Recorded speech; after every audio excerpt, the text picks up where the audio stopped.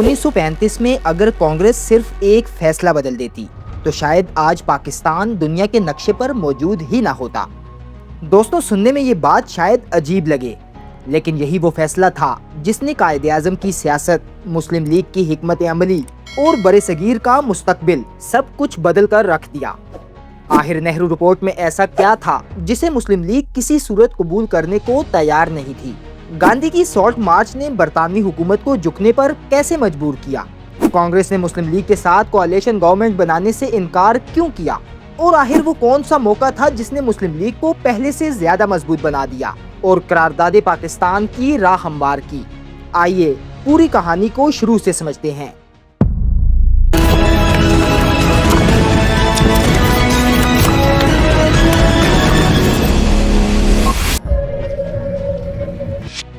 Beyond Ehtesham کے معزز ناظرین، السلام علیکم۔ دوستوں، اگست 1928 میں آئی نہرو رپورٹ میں جو سب سے مین امپورٹنٹ ڈیمانڈ تھی وہ یہی تھی کہ انڈینز کو سیلف گورنمنٹ کا حق دیا جائے۔ وہ بالکل اسی طرح ڈومینین سٹیٹس مانگ رہے تھے جیسے آسٹریلیا اور کینیڈا کے پاس تھا۔ اس رپورٹ میں یہ بھی تھا کہ ہمیں ایک سینٹرل گورنمنٹ چاہیے جو کہ اسٹرانگ ہونی چاہیے، لیکن اس رپورٹ کا سب سے بڑا مسئلہ یہ تھا کہ اس میں مسلمانوں کے جداگانہ انتخابات کو ختم کرنے کی سفارش کی گئی تھی۔ یعنی نہرو کا کہنا تھا کہ مسلمانوں اور ہندوؤں کے الگ الگ انتخابی نظام کے بجائے ایک جوائنٹ الیکٹوریٹ ہونا چاہیے جہاں تمام ووٹر مل کر تمام امیدواروں کو ووٹ دیں۔ اب یہ بات مسلم لیگ کے لیڈرز کو بالکل بھی قبول نہیں تھی۔ ان کا وہی خوف، وہی کنسرن تھا کہ ہندو میجورٹی میں مسلمان سیاسی طور پر دب جائیں گے، اور اسی کے ری ایکشن میں ہی قائد اعظم محمد علی جناح نے اپنے مشہور 14 نکات سامنے رکھے۔ اب یہیں پر قائد اعظم اور نہرو کا جو ڈیفرنس آف اوپینین تھا وہ سامنے آ چکا تھا، اور یہی اختلاف آگے چل کر دونوں قیادتوں کے درمیان فاصلے بڑھانے لگا۔ ناظرین، اسی دوران برطانوی حکومت نے ایک اور ایسا فیصلہ کیا جس نے عوام میں غم و غصہ مزید بڑھا دیا۔ انہوں نے نمک جیسی روزمرہ کی بنیادی ضرورت پر بھی بھاری ٹیکس عائد کر دیا۔ اب سوچیں، نمک ہر گھر کی بنیادی ضرورت ہے، اس پر اتنا ٹیکس لگا دیا کہ ویسے ہی جو زندگی ہندوستانیوں کے لیے مشکل تھی وہ اور بھی مشکل ہو گئی۔ دوستوں، ظلم کے جواب میں گاندھی نے سالٹ مارچ شروع کی۔ یہ ایک سول ڈس اوبیڈینس موومنٹ تھی۔ گاندھی نے سابرمتی آشرم سے پیدل سفر کا آغاز کیا۔ تقریباً 390 کلومیٹر کا یہ سفر انہوں نے 24 دن میں طے کیا۔ راستے میں وہ بہت سی جگہوں پر گئے، جو بھی ان کو ملا اسے انکریج کیا کہ وہ ان کے ساتھ جڑ جائے، اور لوگ ان کے ساتھ جڑتے گئے۔ تقریباً 390 کلومیٹر کا سفر طے کرنے کے بعد وہ گجرات کے شہر دانڈی پہنچے۔ وہاں جا کر سمندر کے کنارے کھڑے ہو گئے اور انہوں نے اپنے ہاتھ سے نمک اٹھایا۔ یہ قدم ایک سمبولک ایکٹ تھا، کیونکہ برطانوی قانون کے تحت کسی بھی ہندوستانی کو خود سے نمک بنانے یا جمع کرنے کی اجازت نہیں تھی۔ برطانوی حکومت گھبرا گئی اور انہوں نے کانگریس کے باقی لیڈرز کے ساتھ ساتھ گاندھی کو بھی اریسٹ کر لیا۔ گاندھی کی گرفتاری کے دوران لندن میں پہلی راؤنڈ ٹیبل کانفرنس منعقد ہوئی، جہاں برطانوی حکومت نے ہندوستان کے آئینی مستقبل پر غور شروع کیا، لیکن کانگریس نے اس کانفرنس کا مکمل بائیکاٹ کر دیا کیونکہ اس کے تقریباً تمام بڑے رہنما جیل میں تھے، اس لیے کانگریس کی کوئی نمائندگی موجود ہی نہیں تھی۔ ناظرین، اس کانفرنس میں مختلف منورٹی گروپس اور چند ریاستوں کے نمائندے تو موجود تھے، لیکن کانگریس جیسی بڑی جماعت کی عدم موجودگی کی وجہ سے اس کانفرنس کا کوئی خاص نتیجہ نہ نکل سکا۔ چنانچہ گاندھی کی رہائی کے بعد ان کی لارڈ ارون سے ملاقات ہوئی، جس کے نتیجے میں 1931 میں گاندھی ارون پیکٹ طے پایا۔ اس معاہدے کے تحت برطانوی حکومت نے ساحلی علاقوں کے لوگوں کو ذاتی استعمال کے لیے نمک بنانے اور جمع کرنے کی محدود اجازت دے دی، جبکہ پرامن سیاسی سرگرمیوں اور احتجاج کے لیے بھی کچھ نرمی اختیار کی گئی۔ اس کے بعد دوسری اور تیسری راؤنڈ ٹیبل کانفرنسز منعقد ہوئیں، جس میں کانگریس موجود تھی، لیکن ان کا بھی کوئی خاص آؤٹ کم نہیں نکلا۔ مسئلہ یہ تھا کہ کانگریس اور مسلم لیگ کسی ایک صفحے پر آ ہی نہیں رہے تھے۔ ان دونوں کے پولیٹیکل گولز بھی مختلف تھے اور ان کے فیئرز نے بھی ان کے راستے الگ الگ کر دیے تھے۔ ناظرین، آخرکار برطانوی حکومت نے گورنمنٹ آف انڈیا ایکٹ 1935 کے ذریعے ایک نیا کانسٹیٹیوشنل فریم ورک پیش کیا، جس کے مطابق صوبوں کو خود مختاری دی گئی اور انہیں اپنی حکومتیں بنانے کی اجازت بھی دے دی گئی۔ اس آئینی ڈھانچے میں ایک فیڈرل سسٹم بھی تجویز کیا گیا، جس کے تحت خود مختار ریاستوں اور صوبوں کو مل کر ایک فیڈریشن بنانا تھا، لیکن یہ فیڈریشن اسکیم کبھی مکمل طور پر نافذ ہی نہ ہو سکی۔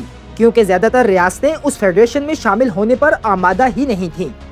اس کے باوجود یہ ایک اہم مائلسٹون ضرور تھا، کیونکہ پہلی بار برطانوی حکومت نے صوبوں کو محدود حد تک سیلف گورنمنٹ کا اختیار دیا۔ تاہم مکمل اختیارات اب بھی برطانوی حکومت کے پاس تھے، جبکہ ڈیفنس، فورن افیئرز اور دیگر اہم شعبے بھی انہی کے کنٹرول میں رہے۔ دوستوں، 1937 کے انتخابات ہندوستان کے لیے ایک ٹرننگ پوائنٹ ثابت ہوئے، کیونکہ اب صوبوں کو یہ اختیار حاصل تھا کہ وہ اپنی اپنی حکومتیں بنا سکتے تھے۔ اس الیکشن میں کانگریس نے بڑی کامیابی حاصل کی۔ زیادہ تر صوبوں میں کانگریس نے میجورٹی حاصل کر کے اپنی حکومت بنا لی اور اپنے آپ کو ایک نیشنل لیول پارٹی ثابت کر دیا۔ کانگریس کا یہ دعویٰ کہ وہ صرف ہندوؤں کی نہیں بلکہ مسلمانوں کی بھی پارٹی ہے، وہ اس بات کو ثابت کرنے میں کامیاب رہی۔ لیکن دوسری طرف مسلم لیگ کا حال بالکل ہی الگ تھا۔ وہ صرف 4.4% ووٹ حاصل کر سکی۔ یہاں تک کہ اپنی مسلم میجورٹی صوبوں میں بھی لوگوں نے مسلم لیگ کو ووٹ نہیں دیے، بلکہ یا تو ریجنل مسلم پارٹیز کو ووٹ دیے یا پھر انڈیپینڈنٹ کینڈیڈیٹس کو۔ یعنی مسلم لیگ اپنے ہی علاقوں میں ایک مضبوط پوزیشن نہ بنا پائی۔ قائد اعظم اس وقت تک سمجھ چکے تھے کہ مسلم لیگ ابھی تک اپنے ہی مسلمان عوام کے دل و دماغ میں جگہ نہیں بنا سکی، وہ بہت کمزور ہے۔ اس کے بعد مسلم لیگ نے کانگریس کو تجویز دی کہ مل کر ایک کولیشن گورنمنٹ تشکیل دیتے ہیں، لیکن کانگریس نے واضح طور پر اس بات کو رد کر دیا۔ انہوں نے کہا کہ جب تک مسلم لیگ کے لوگ انفرادی طور پر کانگریس میں شامل نہیں ہوں گے، انہیں منسٹریز نہیں دی جائیں گی۔ لیکن یہ بات مسلم لیگ کے لیے بالکل ناقابل قبول تھی۔ جناح کے لیے تو یہ ایک آئی اوپنر تھا۔ انہوں نے کہا کہ جب مسلمان اور ہندو مل کر حکومت بنانا چاہتے ہیں تو کانگریس اسے براہ راست مسترد کر رہی ہے، اور یہ بھی ابھی فیڈریشن سسٹم ہے۔ اگر سینٹرل گورنمنٹ بھی اسی طرح ہندو میجورٹی کے زیر اثر ہوئی تو کانگریس مسلمانوں کی سیاسی شناخت کو مکمل طور پر نظر انداز کر دے گی۔ یہی وہ خوف تھا جو مسلم لیگ کو شروع سے تھا، اور 1937 کے انتخابات کے بعد وہ مزید مضبوط ہو گیا۔ ان انتخابات کے بعد جناح صاحب کا تو لہجہ ہی بدل گیا۔ انہیں سمجھ آ گیا تھا کہ اب مسلم لیگ کو مضبوط کرنا پڑے گا۔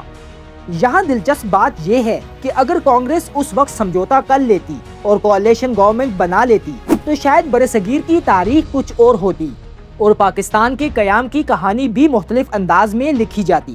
دوستو، ستمبر 1939 میں جب دوسری جنگ عظیم شروع ہوئی تو برطانوی حکومت نے کسی سے بھی مشورہ کیے بغیر اعلان کر دیا کہ اب ہندوستان بھی الائڈ پاورز کے ساتھ مل کر برطانیہ کا ساتھ دے گا اور جنگ میں حصہ لے گا۔ لیکن کانگریس اس بات سے بہت ناراض ہوئی، کیونکہ وہ اپنے آپ کو ہندوستان کا منتخب نمائندہ سمجھتی تھی، اور اتنا بڑا فیصلہ برطانوی حکومت نے خود ہی کر لیا بغیر ان سے مشورہ کیے۔ کانگریس نے برطانوی حکومت کے اس فیصلے کے خلاف پروٹیسٹ کرتے ہوئے اپنی صوبائی منسٹریز سے استعفے دینا شروع کر دیے۔ ایک طرح سے کانگریس نے خود ہی اپنی پروونشل پاور چھوڑ دی تاکہ برطانوی حکومت پر دباؤ ڈالا جا سکے۔ لیکن اس فیصلے کا الٹا اثر ہوا۔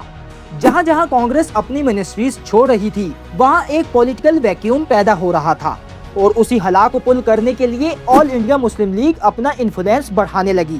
جناح صاحب نے اس صورتحال کو ایک پولیٹیکل اپرچونٹی کے طور پر لیا۔ انہوں نے برطانوی حکومت کو یہ پیشکش کی کہ اگر آپ مسلمانوں کے رائٹس کی ضمانت دیتے ہیں تو ہم اس جنگ میں آپ کا ساتھ دیں گے۔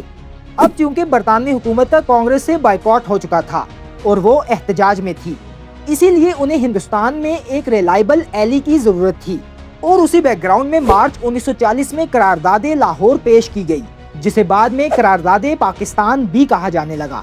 لیکن قرارداد لاہور میں پاکستان کا لفظ ہی نہیں تھا، پھر اسے قرارداد پاکستان کیوں کہا جاتا ہے؟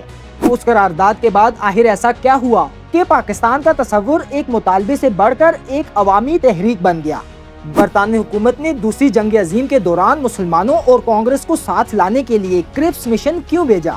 گاندھی کی کوئٹ انڈیا موومنٹ برطانوی حکومت کو نکالنے میں کامیاب کیوں نہ ہو سکی؟ اور کیسے انہی حالات نے مسلم لیگ کو پہلے سے بھی زیادہ مضبوط کر دیا؟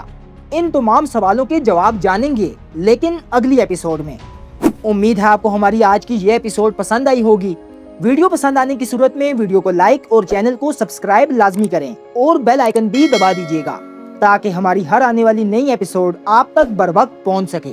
ملتے ہیں انشاءاللہ اگلی ایپیسوڈ میں۔ اللہ حافظ، فی امان اللہ۔ پاکستان زندہ باد۔